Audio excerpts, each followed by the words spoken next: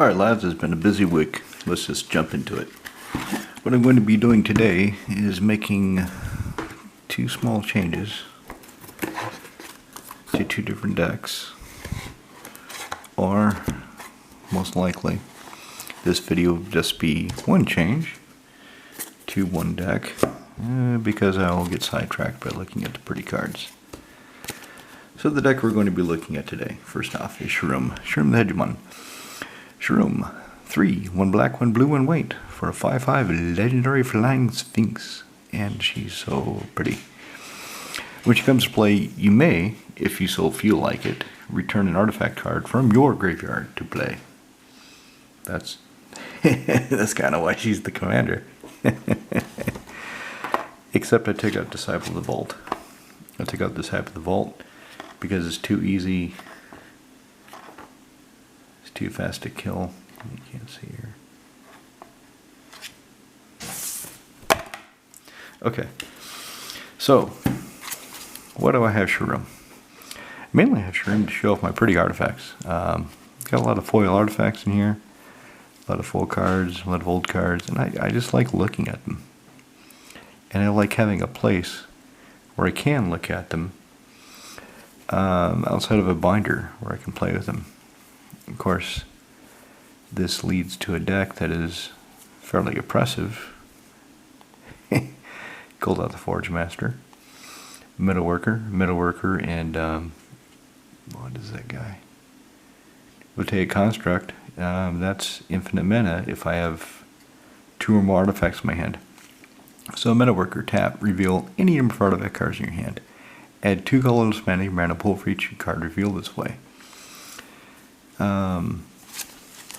And then the Voltaic Construct, he says 2, untap an artifact creature. So, spend 2, I still have 2 in my pool. Untap the Metalworker, show the same 2 artifacts to get 4 more mana, spend 2, untap it, and it goes infinite. It goes infinite, but I took out the rocket launcher. Because I didn't realize that it went infinite like that. And now I just have janky 4-card infinites to win the game. Although she could just beat people down. She has just beaten people down before with masses of artifacts, artifact creatures that keep. There it is, Voltaic Construct. 2, untap target artifact creature. But the 4-card combos aren't really why Sharuum is oppressive. That's not really her worst combo. Let me show you her worst combo. See if I can find it. I already pulled out half of it. Darksteel Forge. Let's find the other half. Oh, there it is. Oh yeah, some of you already know where this is going. Some of you kind of know where this is going, but you'd like it explained. Okay, so never rolls a disc. Comes into play. Comes into play tapped. Untap. Spend 1. Destroy all creatures, enchantments, artifacts, including the disc itself. Darksteel Forge. My artifacts are indestructible. Because disc says destroy, not sacrifice, the disc stays. So yes, if I get these out, that means every turn I can just wipe the board of all artifacts, enchantments, and creatures. Except for mine, at least my artifact creatures. Kind of leads to a one-sided game state pretty quickly. And this 9 mana casting cost, that should be a bar, that should be something that slows us down, but it's not. Not at all. I already told you about Voltaic Construct and Metalworker. I also have called out the Forge Master, sacrifice 3 artifacts, go look for an artifact card, put it in play, then shuffle. All I need is a Forge Master and 3 other artifacts, and I can go to town. What other ways do I have of getting that Darksteel Forge into play quickly? Because Neverils of Disc only costs 4, so it really doesn't. It's not much of a challenge to get the disc out. To Fury the Seeker, he can get the disc out turn 1, then he comes into play. I can also, oh, there's a card I'm going to change, so let's pull it out. What else is there that does cool shit? This artifact creatures, Master Transmuter. Return an artifact you control to its owner's hand. You may put an artifact card from your hand in play. So I can bounce something back, bounce the forge down, and lock out the game that way. Sometimes looking at Sharuum, I think, why am I maintaining this deck? Why do I can only play it in Austrusna? If I play it in Prague, got some glue in my hand still from fixing something earlier. I can't really play in Prague because it is too oppressive. Tried it, what, 2-3 weeks ago? What are you doing? You're supposed to be in bed. Just getting cable. What? Just getting cable. Cable for what? Radio. She's supposed to be in bed. So I've got the stack of beautiful, beautiful cards that I can't play in Prague because it's too oppressive. But if I take out the Forge and I take out the disc, either or, it feels like I'm not really playing the deck anymore. It feels like I'm not really playing it properly. I mean, I already took out Disciple of the Vault. I already took out Rocket Launcher, although I should put the Rocket Launcher back in now that I recognize the Voltaic Construct Metalworker interaction. Maybe I will. Now I've got this. Yes, it is authentic. It is an actual Wizards of the Coast generated bit of cardboard. I love it. I love the art. I've always liked this card. When I sold out the first time in 2005, I thought I wouldn't get back in the game. 2 years later, I'm getting back in the game. And once prices really started to rise, once I saw how much this, I mean, this is still, when I got back into it, it was an 800 euro, 1,000 euro card, I think. It was pretty expensive. And I thought, I'll never be able to own one again. And then a couple years ago, a friend of mine, he had one, and he let me make interest-free payments. Every month I paid him a few thousand crowns until I paid off the workshop. So I have one again. And I don't want to just lock it up in a binder. I want to play it. And this is the deck that it gets played. In fact, if Tolarian Academy ever becomes unbanned, bit of dust, Sharuum is getting one. I have 4 academies right now. I have a German one, 3 English ones. 1 is near mint. 2 are EX by MKM standards. 1 is thrashed. It's not quite poor. It's between poor and good. It doesn't have any visible damage, but it has been played. And if it becomes unbanned, 2 of them I'll sell. I'll wait a few weeks, maybe a few months. Sell 2 of them, at least. I would like to get a 5th one, so that way if it becomes unbanned, I can sell 2 of them once they hit 1,000 euros, which I don't think will take that long.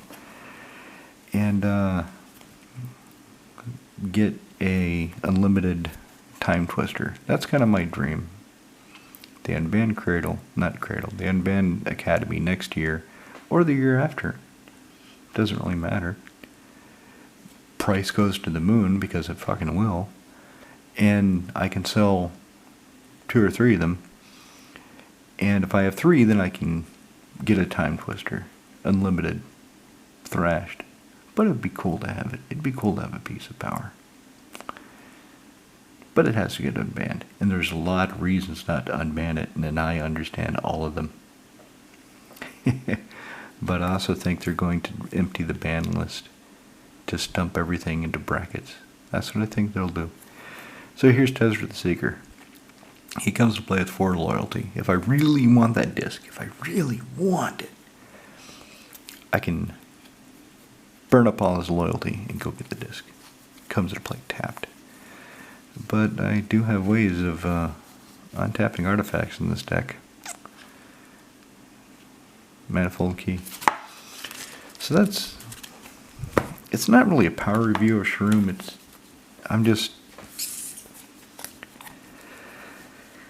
I don't get to play.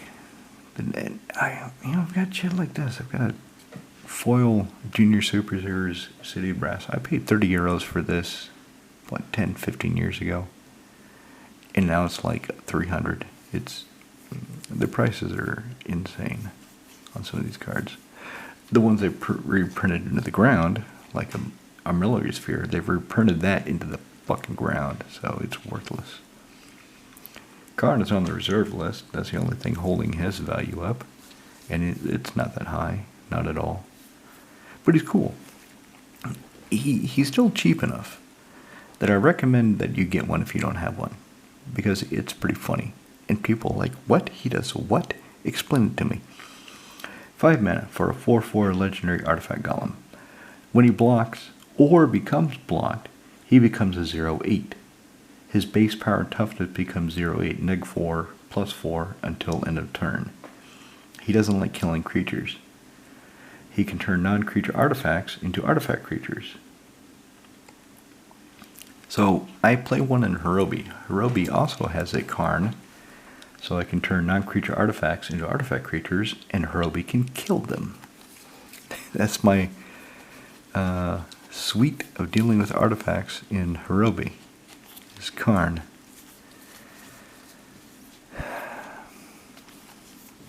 And it's an old deck. I've had it together for a long time. It's gone through. It started as Sigarda, not Sigarda. Sidri. Is it Sidri? Galvanic Genius? Yeah, it started as Sidri. And Sidri was just 2 mana hungry. Didn't really work. So it became Sharuum. And yes, I did have the Disciple of the Vault combo when I first built it.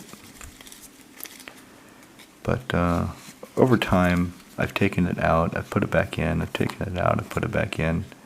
I'm just not sure where I stand with that. I took it out for the test in Prague because it would just overwhelm the lens. Although I don't have a way of searching for the Disciple of the Vault. I can only find the artifact pieces, I can't find the Disciple. Glimmer Void foil. It took me a few years to finally get around to replacing that. It's just beautiful. You can tell I've had this deck for a while if you look at the sleeves. These sleeves are original KMC Super Black, and they're scratched up. You can't see the dirt, but they're scratched to hell. I've had them on this deck for years. So anyway, let's get to the change so I can cut this off and quit moaning about the past. I'm sure you guys are having a great time listening to that. So, this is the box of cards that I need to put away, and I just haven't gotten around to it yet. But I need to at some point. And there's some good stuff in here. It should go in the deck or should get put away. So this section here, up to this divider, these are all cards I need to put away.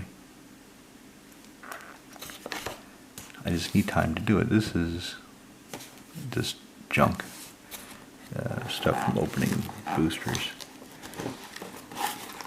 Pull these out. Okay. Yeah, there's that recurring nightmare I got recently. Another speculation. Okay. So Sharuum is getting Rafine's tower. That's what's going on here. I'm just going to do a 1-for-1 swap with the Arcane Sanctum. What do we have? Oh. One of the phone numbers of one of Emma's friend's parents, so I could call her if there was a problem with an event that they were having.